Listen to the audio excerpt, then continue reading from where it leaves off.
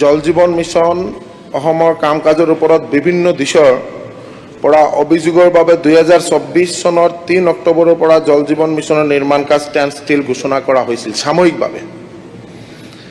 এই সময়ছোৱাৰ ভিতৰতে IIT মাদ্ৰাজ কিউব নামৰ এটা অনুষ্ঠানৰ জৰিয়তে অসমৰ জল জীৱন মিছনৰ নিৰ্মীয়মান আৰু নিৰ্মাণ সম্পূৰ্ণ হোৱাৰ আঁচনিসমূহ বিতংভাৱে পৰীক্ষা নিৰীক্ষা এক ব্যৱস্থা হাতত লোৱা হৈছিল।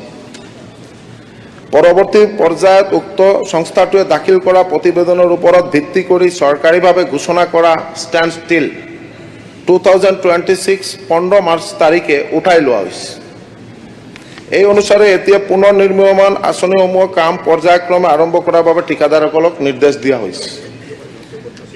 আপোনালোকে জানিবলৈ পাই সুখী হ'ব যে নিৰপেক্ষ জৰীপ আমাৰ অসমে প্ৰায় 76% এচিভ কৰিবলৈ সক্ষম হৈছে আৰু মাননীয় মুখ্যমন্ত্ৰী ডক্টৰ হিমন্ত বিশ্ব শৰ্মা ডাঙৰীয়াই ইতিমধ্যে এই সন্দৰ্ভত এটা প্ৰতিবেদন প্ৰধানমন্ত্ৰী মহোদয়ৰ ওচৰত জমা দিছে।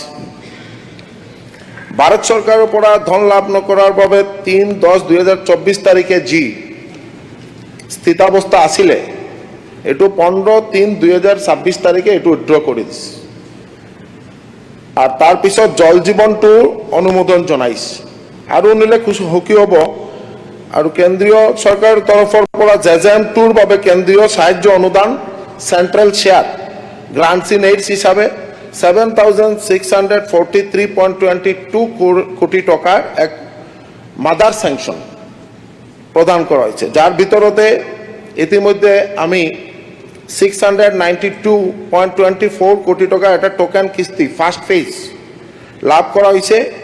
ইয়াৰ 10% শ্বেয়াৰ গভৰ্ণমেণ্ট অফ আছামে বহন কৰিব। ইয়াৰ পৰিমাণ হৈছে 76.92 crore আৰু টোটেল 769.16 crore।